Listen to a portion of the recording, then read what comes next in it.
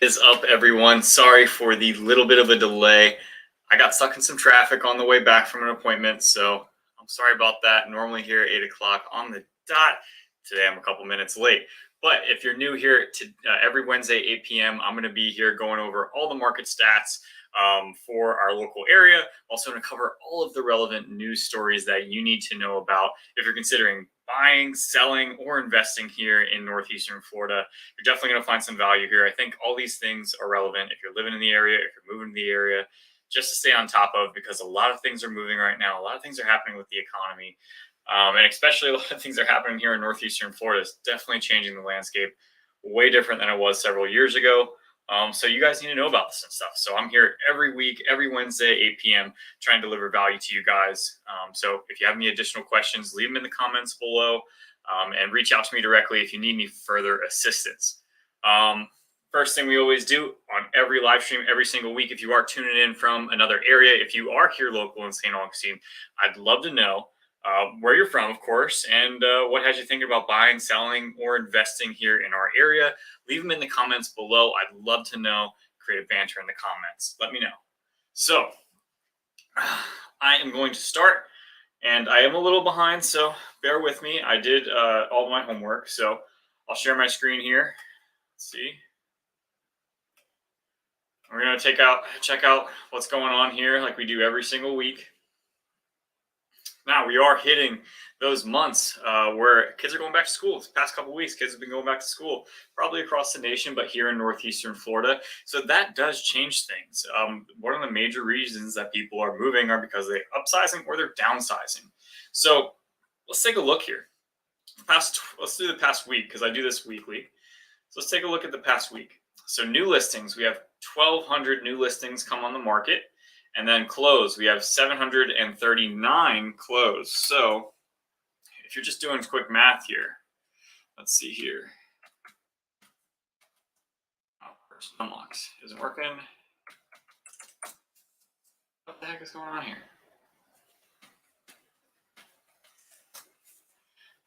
There you go. About 62% of the listings are selling. So that is a definite change where pretty much everything on the market was selling. We had no active inventory. But if you take a look at the inventory that we have, it really hasn't changed much. It's pretty much the same. We're at 5,854, which is, I think, probably within 20 homes where we were at last week. So there's not a big change there. If we go over here to the market stats, let's take a look at the inventory, which means the homes available that are on the market. So it's saying that active listings are up. Look, we have active listings at 6,771 in July. So we hit a peak in July. We definitely did. That was the middle of summer, which is a big moving time for people. So as we go to the winter, I don't know if we'll see that increase in listings. Maybe we will. But as we typically go into the winter months, we do see some drop-offs in new listings coming to the market. Now, with how things have changed with interest rates, with what's going on in the economy, builder confidence,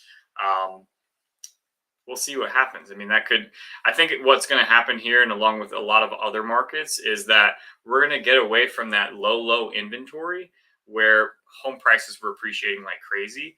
And now we're going to hit more of a steady plateau kind of market. That's what all the experts are saying.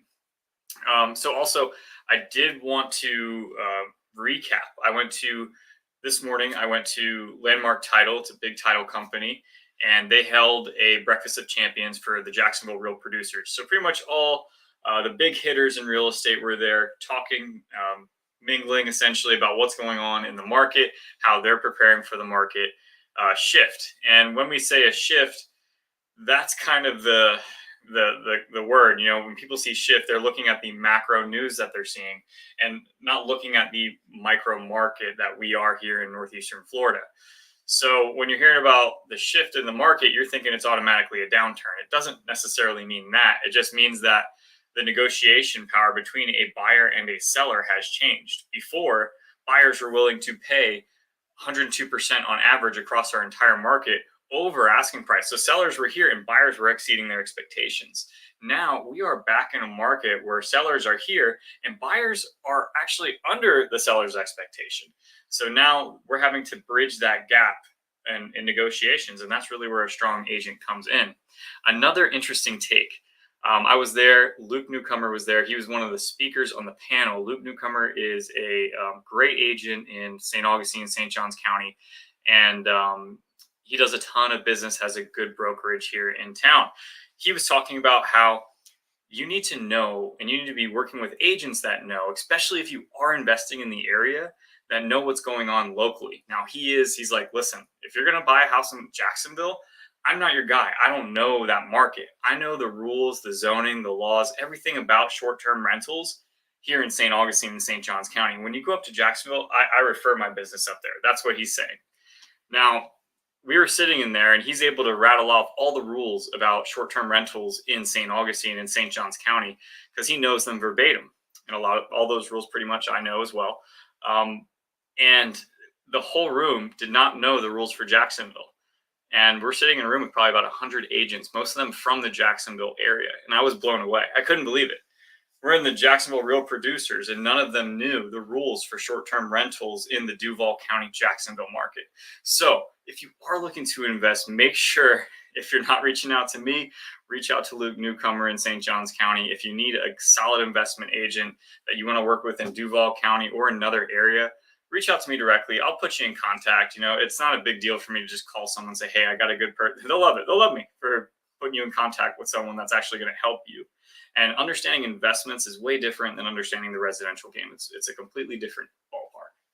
So, sorry to give you guys the word soup there. But yeah, I see we got a couple people viewing in here. So let me know where you guys from. If you are here local in the area, I'd love to know what kind of value you're looking from this channel, because I want to give it to people that are locally living here. If you are considering moving here and you're watching from somewhere else, just let me know where you're coming from, why you're considering moving to our area, and what's attractive about it. Love to be able to know that, guys. I appreciate you being here tonight. Every Wednesday at 8 p.m., we're going over everything. We're going to do the market stats. We're going to do the news. And we're going to do the question and answer. So Q&A, you guys have any questions, leave them in the comments below. I'm going to switch over. I'm going to go into my first news story here.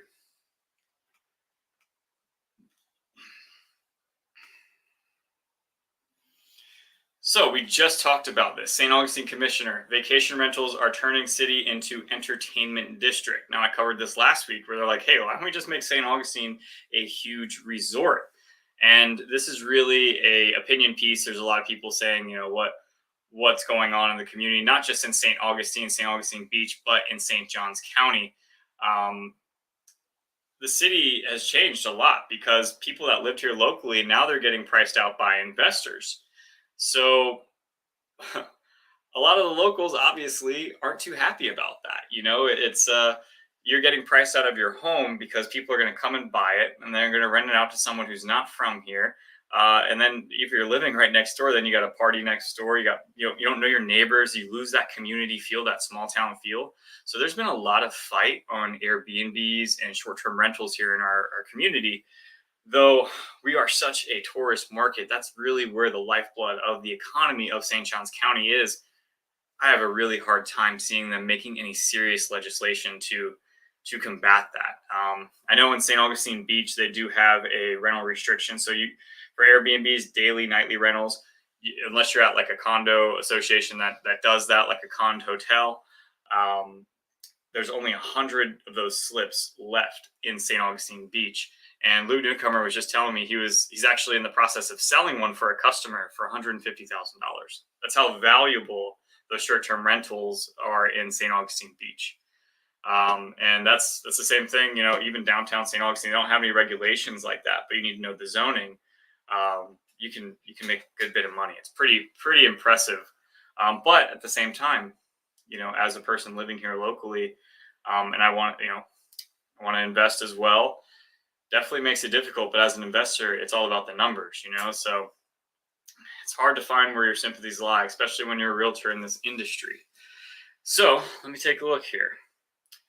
Colleen, upstate New York, we're done with the snow. Yeah, It's been hot up there too. It's crazy. 100 degrees up there. It's like I love upstate New York. The one thing that I wish Florida had that New York has, I mean, aside from New York City, the mountains. We don't got any mountains down here. Great mountain biking though. Weirdly enough.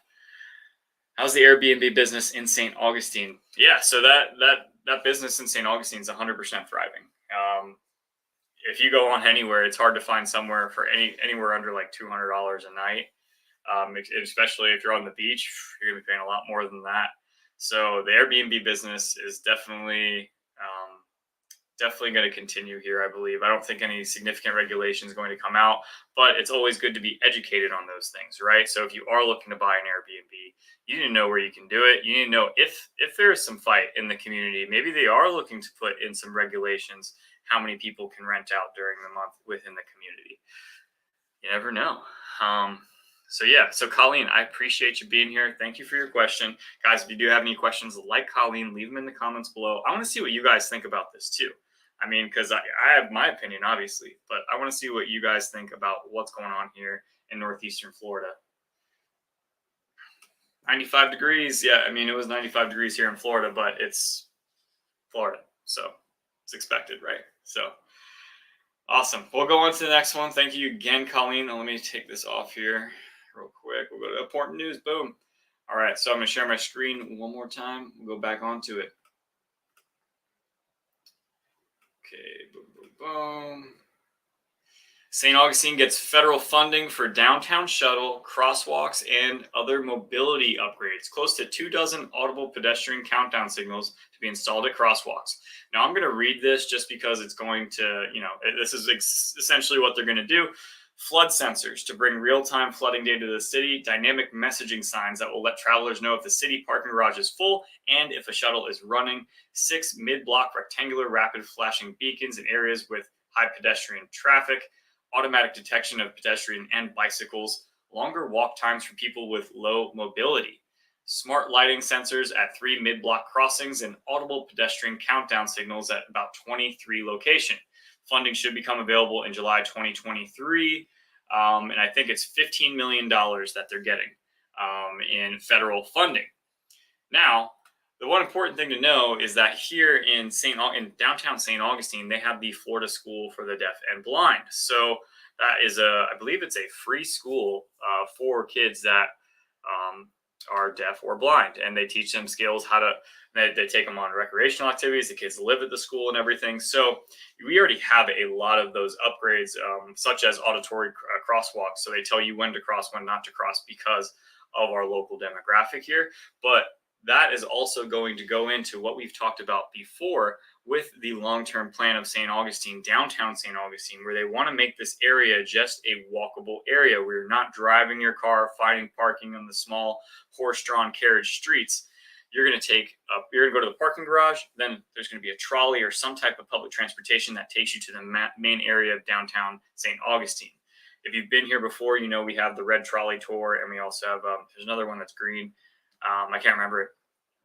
It's not the green trolley tour, but both of those will take you around certain sites within the city. You get on, get off whenever you want, cuts down on your walking a lot.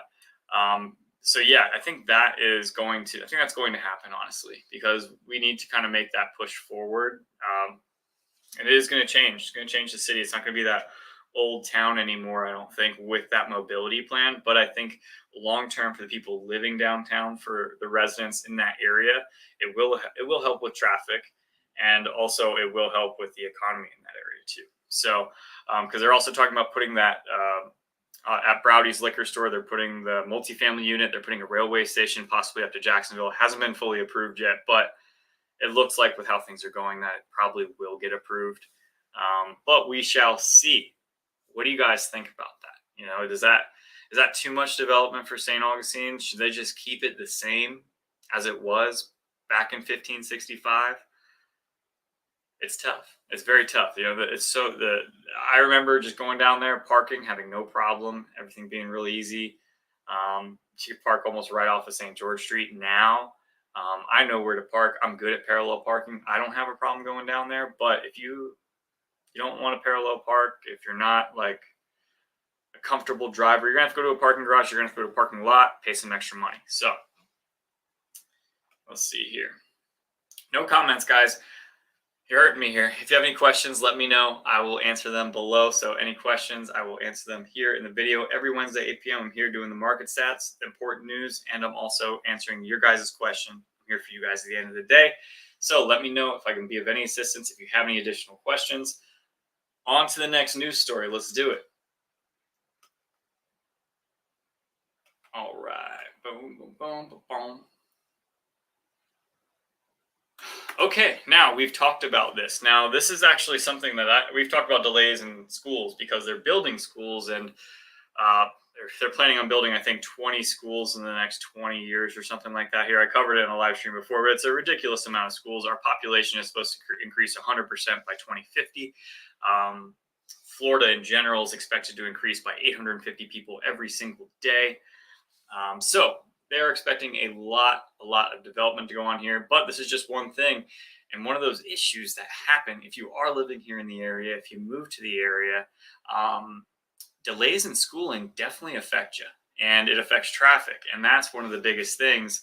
You can see here, New St. Johns County High School opens after construction delays. The school started last Wednesday. So we're only a week off, not too bad, but school started last Wednesday and they had construction delays. And on top of that, guys, if you ever watch my videos, on top of that is like my transition phrase. I say it all the time and I watch all my videos because I edit them sometimes and it drives me nuts. I say it all the time. So if you catch me, leave me a comment below and say on top of that, or give me some other transition phrase because I say it all the time. You watch all my videos, you will catch me saying that. But the one thing I wanted to say on top of that is that in that intersection, in a lot of intersections where this new construction is happening, where you have, you have a construction zone, you have new development, you have people who don't know where they're going, you have people trying to get used to the school system and everything that goes around with that, because a lot of our schools are on major roads here. So with that being on major roads, you're going to have to slow down from a 45 mile per hour road, 50 mile per hour road to under 25 miles per hour. Typically you're going like 15 miles per hour because there's always a cop sitting there. So you're doing the best to make sure you're not getting pulled over. But it causes delays. And I went out to coffee with another YouTube realtor, Charlie Flores. He does a lot of new construction in St. Johns County. I took him out. We both went out for coffee. I didn't take him out. So it wasn't a date. He paid for his, I paid for mine. But we went out for coffee and it took me an extra 10-15 minutes to get there. And first world problems, right? Like that's nothing in terms of traffic. But either way, guys, looks like we got some questions. We got some comments. So I appreciate you guys leaving comments. Let's see. Colleen's back at it. Let's go. The narrow streets are cute, but hard to get around. Yes. So most of the narrow streets are going to be one-way streets. So I don't think they're that hard to get around. I used to drive in Brooklyn and New York all the time around the Philly area on 95 on the turnpike there. And that's aggressive driving, so you don't have to be that here. Mostly you're behind someone and you're the aggressor if you're living here in town, because it's like a tourist looking around and trying to find stuff and trying to get their bearings and stuff. And if you're just trying to get through, you're just trying to go around them. So it's like if I know you said upstate New York, but if you're in New York City and you live there and you're walking behind someone that's not at the pace, you go nuts, So it's the same thing here. Colleen, bring in the heat. Okay. Instead, say, in addition to, also consider. I'm going to have to write those down, Colleen. I appreciate your help. I really do. And if you do see any of my other videos and I say on top of that, just leave a comment that says on top of that. It will literally make me chuckle every time I see it, because my wife just can't let me live it down. Like I say it so much. It's funny. It is funny. All right, back to the important news, guys. Let's go. I'm getting a little off topic here, right? Getting a little too funny. All right, boom. We did that one. Oh man, this freaking thing, dude. Every time. Rezoning would bring new restaurants, offices, and retail to Jacksonville Beach. The property is located next to Lynch's Irish Pub and V Pizza along First Street. So let's see if we got another graphic. I think we have another graphic here where Doesn't really show exactly where it is by there, but I'll do this here. We'll go Lynch's Irish Pub. This is a well-known Irish pub in Jacksonville Beach. Great little beach bar, a block off of the beach. So let's take a look at the maps here. Now, Jacksonville Beach is really the area where people go if you're going to hang out in Jacksonville. I don't go down to downtown Jacksonville. Like if you're going to catch a football game, you go down there. But otherwise, it's really more of a commercial place where a lot of people go to work. If you're going to go have fun, you're going to go out to drink, going to go out to eat, you're going to go down to Jack's Beach. They have tons of restaurants, as you can see here on the screen. And this is all very, very, it's very easy to get around. You know, you can take a walk, you can take a bike ride, Ubers all around. So transportation is not a problem in that area. But they're talking about redeveloping this area to make it even more walkable, of course, and to add some more shops. So Jacksonville Beach is already pretty beautiful. If you're not familiar with it and you want to live in like more of a city area, if St. Augustine's kind of too slow for you, Jacksonville Beach may be that perfect divide where it's not Miami. It's definitely not Miami. It's much slower. A1A runs right through it, and yeah, it's a good medium between big city living and St. Augustine Beach, which is pretty much your small town, quaint small town kind of situation. So Jacksonville Beach is really cool. I like it. I'd live there if I could walk everywhere, but I don't think my wife would go for that. So I love to walk. That's my thing. So let's see here. Now, guys, this is going to be my last news story here. If you do have any questions, leave them in the comments below. Here to help you guys every Wednesday, 8 p.m., going over the market stats, going over the relevant news, and doing some Q&A with you guys. So I appreciate you guys being here every Wednesday, 8 p.m. All right. Share it again. Boom, boom, boom. And now this is about Jacksonville. I cover a lot of St. Augustine, but Jacksonville, of course, I just bought this. What the heck? Jacksonville to receive millions of dollars for clean buses. Man, what the heck? I swear I just bought this the other day. That's going to frustrate me. Now I got to log in and stuff. It's whatever. Okay. Either way, we're starting to see more green initiatives happen here in northeastern Florida. At least I am just out and about. You're seeing more like solar. I've seen people advertise like the Tesla tiles, like the roof tiles, really cool. And you're seeing things like that. You're seeing, I've heard talk of composting now, big on recycling here in St. Johns County. So green buses, and also Jacksonville has become a major hub for self-driving cars, autonomous cars, and that type of work. For some reason, I guess Florida State has some legislation where it makes it a lot easier for the tech guys to work on that kind of stuff. I don't know, but they do it anyway, and that's we're a hub of that now. So things are changing here, and I think green energy, as much as it's just being pushed down our throats, as much as we don't like it. Gas is starting to go down, which is fantastic. I'm loving that, but they want you to buy a green vehicle. They want you to buy an electric car. They want you to do this. They want you to drive a Tesla. So let's see here. Looks like I got a comment. Smash the like button. Colleen, solid viewer, Colleen.